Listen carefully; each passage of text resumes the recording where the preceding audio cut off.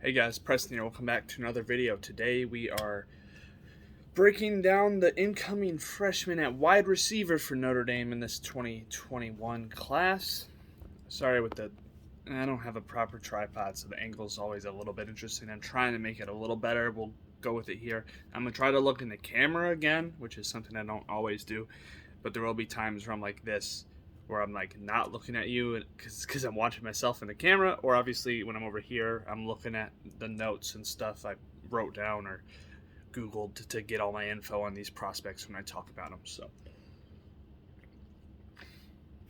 sorry about that. Let's just go ahead and get right into it. Before we start, please leave a like on this video. It helps spread the word about this channel, gets this video recommended to more people. That's the way we can grow this fan base and get Notre Dame community kind of growing over here. It's something fantastic to do. I see plenty of Notre Dame communities on YouTube, and they're always a great thing to be a part of. So it'd be nice if we could get some interactions over here. So, if you could like it, it'd mean a lot. And if you're not subscribed already, please go ahead and do that too. There should be a little button in the bottom corner you can click on.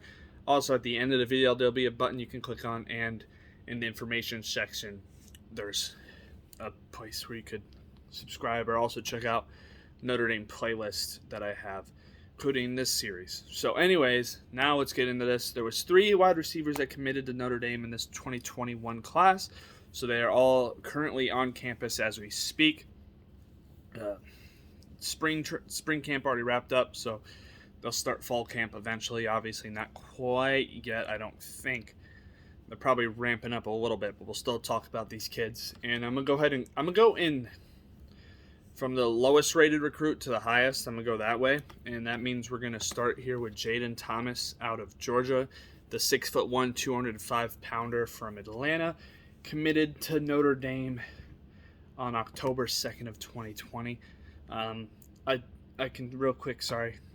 He did have an offer from Alabama. I don't know how committable it was, but he definitely had a very good offer list. Just to give you some of these schools that are listed as offers: Alabama, Arkansas, Florida, Florida State, Georgia, Georgia Tech, Indiana, Louisville, Maryland, Miami, Michigan, Mississippi State, Nebraska, North Carolina, Ohio State, Penn State, Purdue, South Carolina, Tennessee, Virginia, Virginia Tech, Boston. Basically, well, not Boston College, but all the rest of it. Basically, a big laundry list here. I'm looking at multiple, like almost 20, maybe 20 Power 5 programs, some top ones in the mix too. So this is a good get. Like I said, not as highly rated as the other 2, but they are all 4 stars, which is nice. It's a pretty good haul for a recruiter that we give slack to, especially with this 2022 recruiting class. But that also might play out good at the end. We'll have to see with that one. But for this one, confirmed, was a very solid recruiting class in terms of numbers. So Thomas was a low, you could say a low 4-star, an 8991 on the composite. A 306 player in the nation on this, and the 51st ranked receiver. By the way, guys, I'm using 247 Sports. I mainly say the composite because their composite basically pulls together other recruiting services along with theirs to get an average ranking among the 3. I think that's probably your most reliable source. That way you get input from all of the services. Every now and then I'll also mention 247's actual one, which in this case, they actually have Thomas as a 3-star. But with places like Rivals and ESPN, it bumps him up to a 4-star. So he gets a little more respect outside of 247 than in 247, but it doesn't matter too much.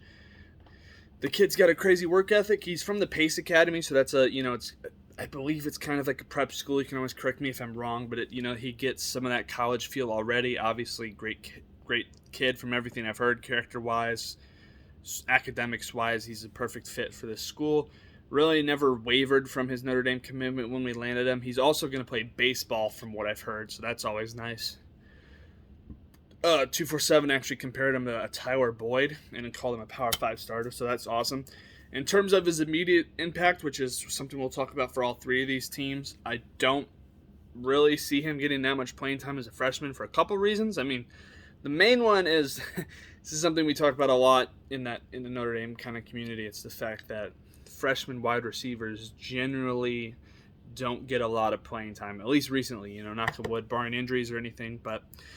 And if it was, obviously Thomas is probably the one who needs the most work of the 3 options we have. Very talented, and I do think will be a starter for this team one day.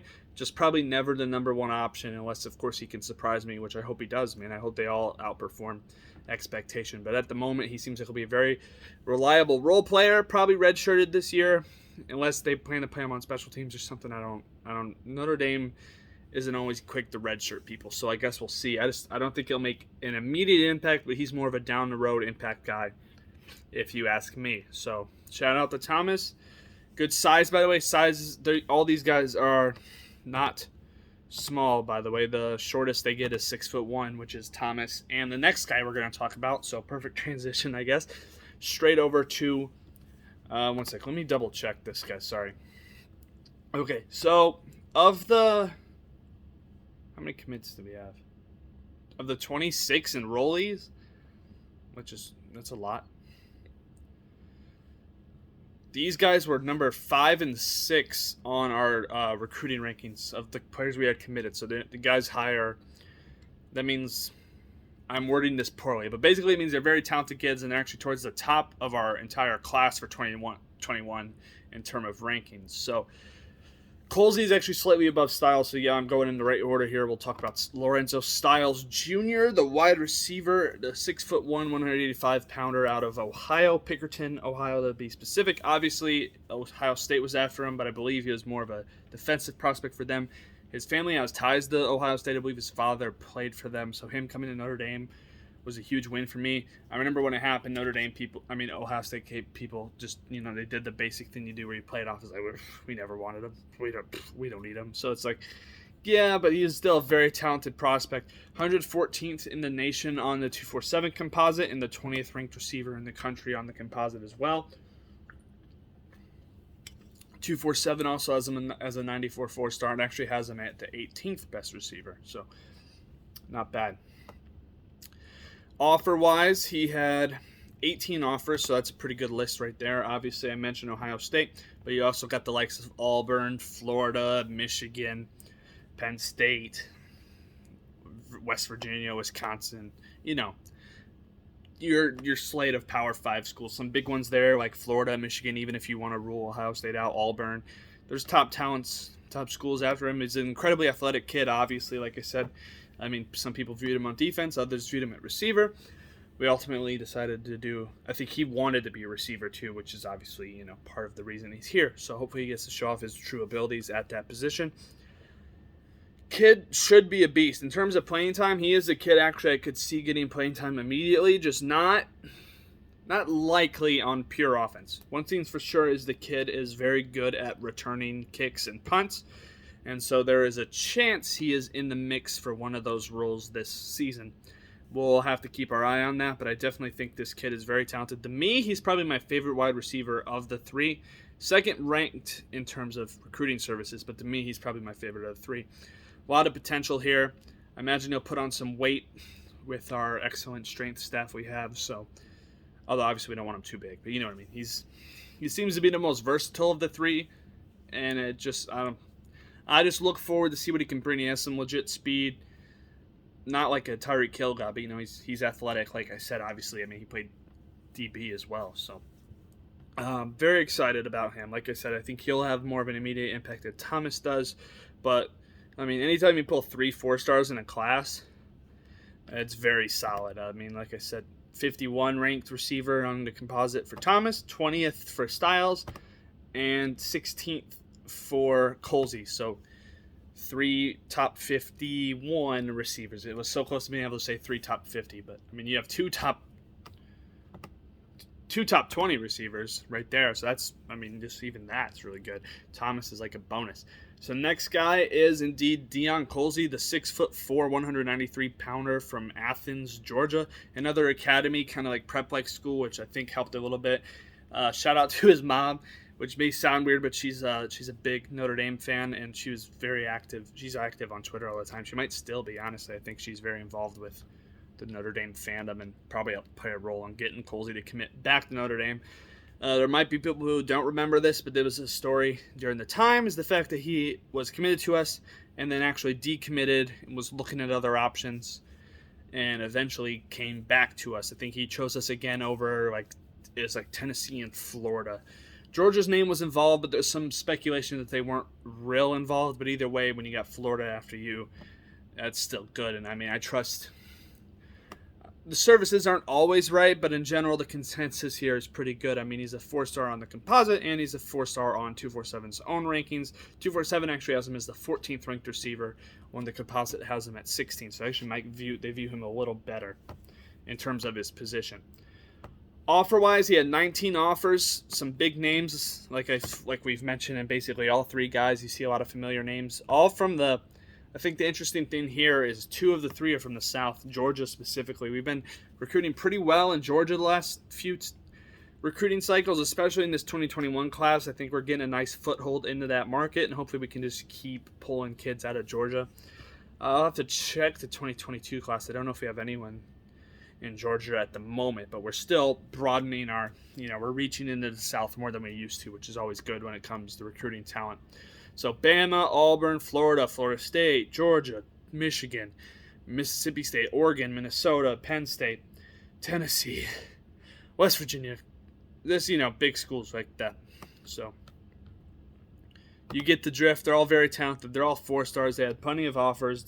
We weren't taking like kids who barely had any interest from top programs and we're going to be purely developmental guys. I mean, just in general, they probably will have some developing to do, but that's because they're freshmen. They're not project players. I say that. They're not full bore, like, your low 3-star who you think you could build up. It's not like that. These guys are definitely more polished than those guys.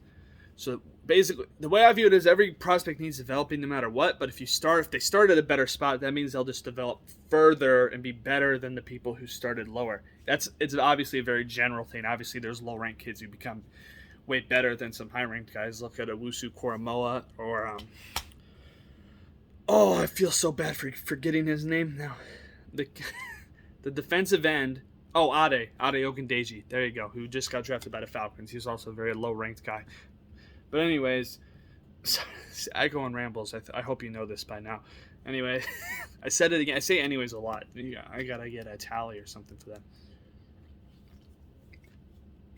In terms of making an impact right away, I haven't heard much. Although, to be fair, Colsey's actually probably the most unknown because he was not there for the spring camp. In fact, I don't know if Jayden Thomas was either. Which is, it's gone saying where they came in on spring or not. But I don't think either of those two did. I think Styles was the only one who was there for, I call it spring training like baseball, but I know that's a better name for it. But you get the drift. The early enrollees, that Colsey and Thomas weren't early enrollees, so we haven't seen a lot of them in camp yet, so we don't really have any idea of the plans from the coaching staff, which makes it a little harder to predict their immediate impacts.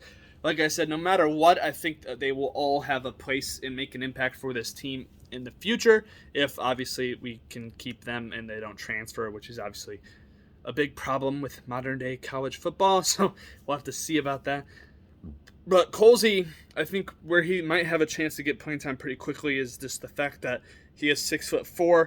Notre Dame always loves size receivers. He might be one of, if not the biggest receiver we have on campus now, obviously with guys like Skowronek and I'm forgetting names today. McKinley. Skowronek and McKinley are gone, off to the pros. I actually don't know where McKinley ended up. I know Skowronek got drafted 7th round of the Rams, so I hope he works out. McKinley is he might still be a free agent, or he signed with someone and is in camp somewhere. I'll have to look that up after this, actually. I'm kind of curious.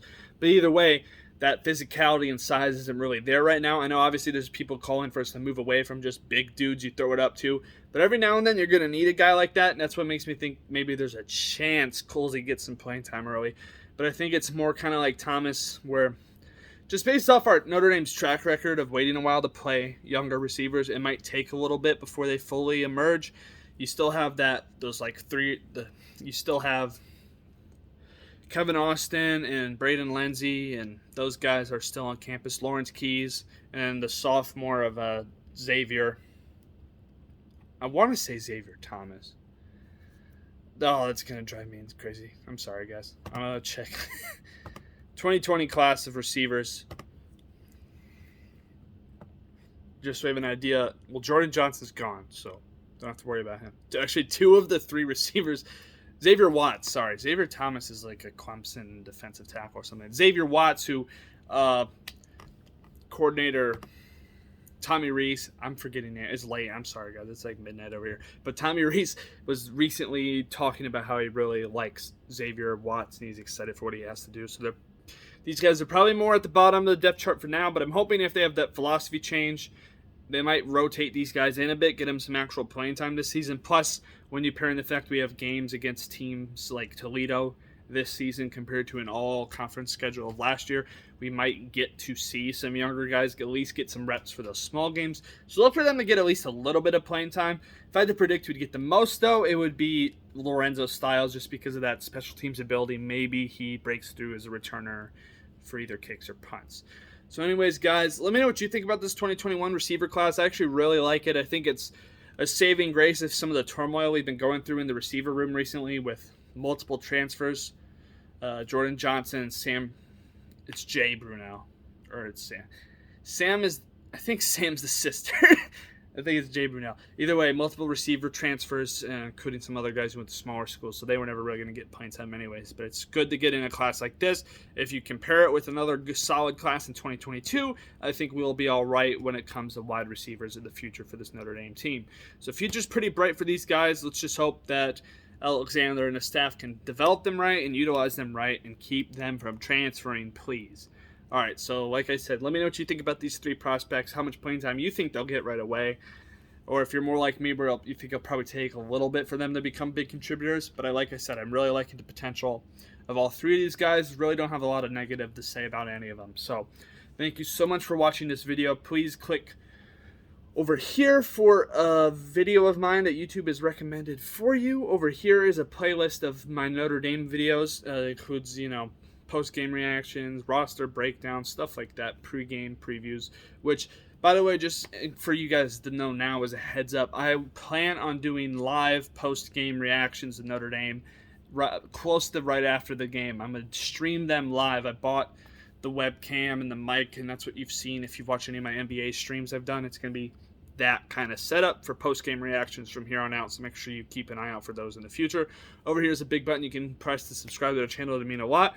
Trying to eventually hit 200 subscribers at some time. Also, sorry for the long break it took in between these NFL videos. It's just the NBA playoffs, I guess, really got me pushing with some content over there. But I'm back now. These football vids are going to continue to keep coming. In fact, I'm probably going to record at least a couple more right after this. So stay tuned, guys. This is K-May Preston signing out. Go Irish.